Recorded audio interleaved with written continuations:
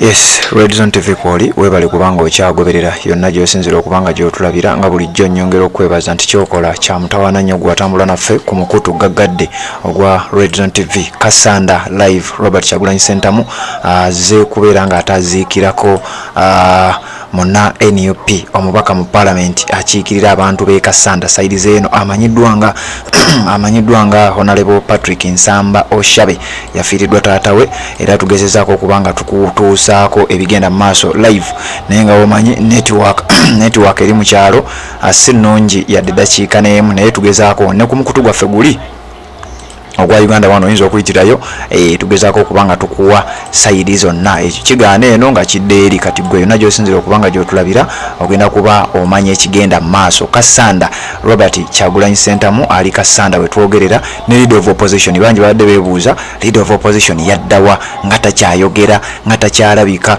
kakati alabiseeko ng'ali Kasanda. Kansoke nkuweka moment kano then nzije ate mbere nga nkwongerayo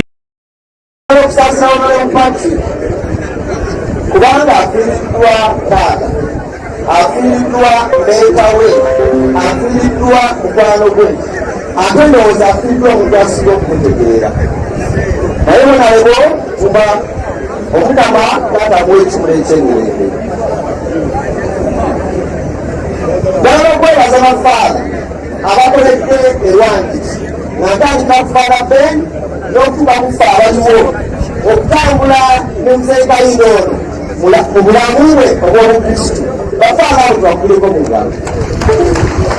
Ate njagala okwebaza omutambuli waffe eyasembeyo okusembeza Muzeekayiro bamale bamutwale mu ddwaliro ate afe eyasembeyo omukama bannange biko ne tukuleko mu ngalo. Abasa ekimu tunyumire Kristu. Njagala tusaasire abasuubuzi be Kasanda w'Amaserengeta ate ne Kasanda yenna. Muzeekayiro ono abadde musajja w'amaanyi abadde ayigiriza abantu bangi okukola emirimu. Njagala okusaasira abasuubuzi bonna ng'akulembeza omukulu omwami Nassar Sempirito mubadde muwangaala n'omwami ono bwe tuziika olwaleero. Bannaye kitalo nnyo mukume ate mukole byabadde akola. Olwaleero olunaku lwa Sande, eno ensande yaffe ey'e14 ku bw'omwaka bba. Essomo erisoose livudde mu kitabo ky'Ezeekyeri omulanzi. Katonda ayogedde ebigambo bino bye njagala buli muntu yenna awulize bulungi.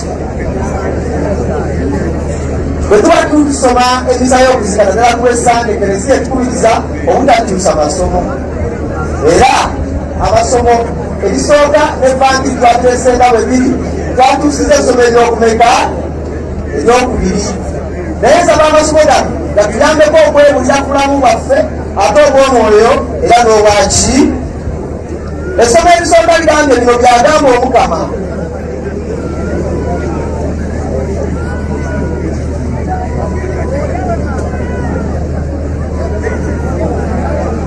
Essomo erisooka erivudde mu kitabo ky'Ezeekyeri omulanzi ligambye nti oyo atudde ku Namulondo bwe yayogera ebyo omwoyo ne gunzigira. Omuntu ayogera ebigambo ebyo ye Ezeekyeri. Katonda ayogera naye ng'atudde ku Namulondo n'amugamba ebigambo bino. Tigenda eri enju ya Isirayiri, genda eri abantu abanjeemu abankubye amabega. Bwe nabadde neebuza ku bulamu bwa Muzeekayiro ono Nsamba, Kalindo kabadde musajja mujeemu omukubireko mu ngalo. Kalindo abadde musajja omuwulize eri Eklezia. Amiina. Kalindo abadde mu Kristu mulungi. Kalindo kakubye amabega Eklezia. Kalindo Katonda wabadde amukola ki? Amumanyi. Kalindo tumukubire ku ngalo. Era nti okuva olaba afunye ekitambiro kya misa oba afunye ebitambiro bya misa ebimuwerekera ng'akoze ki? Ng'afudde. N'olwekyo Muzeekayiro ono tumusabire mu kitambiro kino ebintu bingi byakoze emyaga gyabadde muntu wa Katonda afudde afuna amasaakalamenti omusajja ono yeebasowa okulaga ddala nti abadde tagendera Katonda ng'ava amwagala yawa ekereziya eka 5 ku ttaka lye wano wammanga kereziya nezimbako essomero nezimbako kereziya nga emusale waayo era agenza okufa ng'ayagala tumenyewo kereziya nga ne kereziya entanga eri ku musingi ng'ayagala nzimba ekereziya eweesa Katonda ekitiibwa n'ekitundu kye ekitiibwa lwaki tunkubira mu ngalo. Waliwo abantu bangi abalina amataka naye nga tosobola kutoolako kantu kataka ke kawa muzikiti kawa kanisa kawa kereziya wabula ng'akagoba bugobi abo abali ku ttaka emizikiti wawo kumawuga engalame nga bamenya essomero eri ku ttaka ly'omuntu omutagala ttaka kuki ku ssomero lye naye kaliino amakanisa emizikiti n'amasomero bingi nnyo ebiri ku ttaka lye tumuguleko mu ngalo. Olwekyo bw'abaza okumuzika nga muvudde egule n'ebweya ng'obonyabonya abantu nga bagula ettaka ddene nnyo balwera ettaka ddene nnyo nga bazimbyeeko essomero gwe n'olimenya ng'abantu obagobako kalido Yesu bw'abadde akuberera ekyokulabirako ekirungi. Amiina.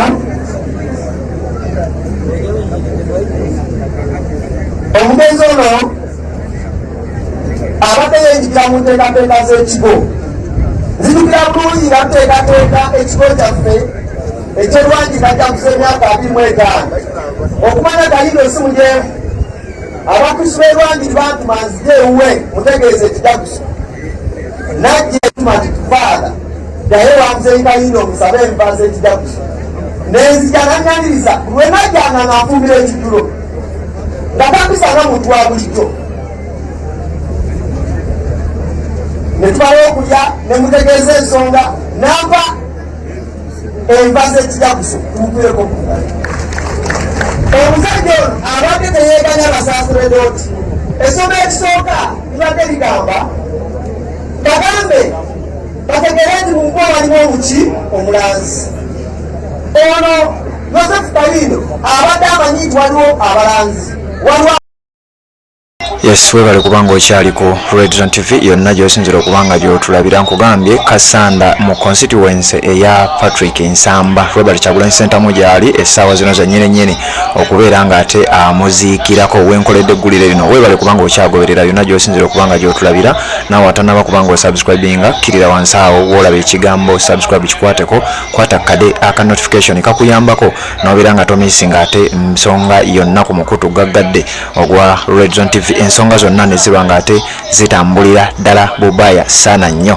Ndagezaako kyonna ekisoboka wabula gw'ayagala okufuna live coverage genda ku mikutu egy'enjawulo omuli n'omukutu ogwa Uganda One n'emikutu gyonna gy'omanyi egitera okuba nga gikuwa ensonga naddala ewali Robert Kyagulanyi Ssentamu buli kimu ogenda kuba nga ate okifuna bulungi nnyo. Robert Kyagulanyi Ssentamu okugenda e Kasanda ayina ababaka batambudde nabo era obukosi nga buyinza okuba nga okisuubira tasobola kubeera ng'atambudde yekka. Robert Kyagulanyi Ssentamu awerekeddwako leader of opposition amanyiddwa nga Honorable Joel Ssennyonyi akiikirira abantu ba Nakawa West mu Parliament ene ye 11.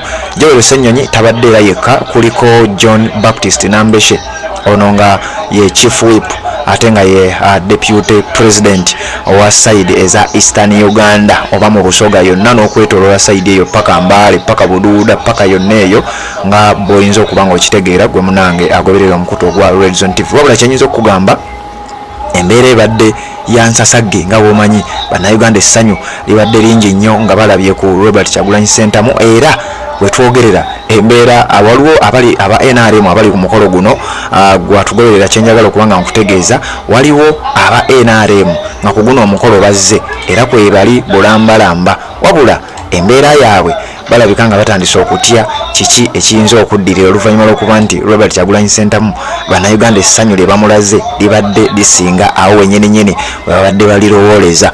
Ngenda kubeera nga ngezaako okuwa kyonna ekiva sayidi eyo obeere nga okimanya bulungi nnyo. Nja kukusaba ekintu kimu weekuumire ku mukutu gwaffe ensonga zonna obeere nga obeera omu ku abo abatamiisinga nsonga yonna tuwuliziganye tukyagenda mu maaso n'okuba nga tukuweereza. Ngenda kugezaako ekisoboka okulaba nga emikutu gyaffe gyonna gikutuusaako live bwekiba kiganye tujja kusigala side eri eya Uganda 1 ngera bwentera okubeera nga nkikugamba. Katuuliziganye mu updates eziddako kubanga tukyali wano side ze Kasanda Red Zone TV n'emikutu gyonna tugenda maaso n'okubanga tukuwa ekigenda mu maaso mu kuziika kwa taata wa Patrick Nsamba Oshabe.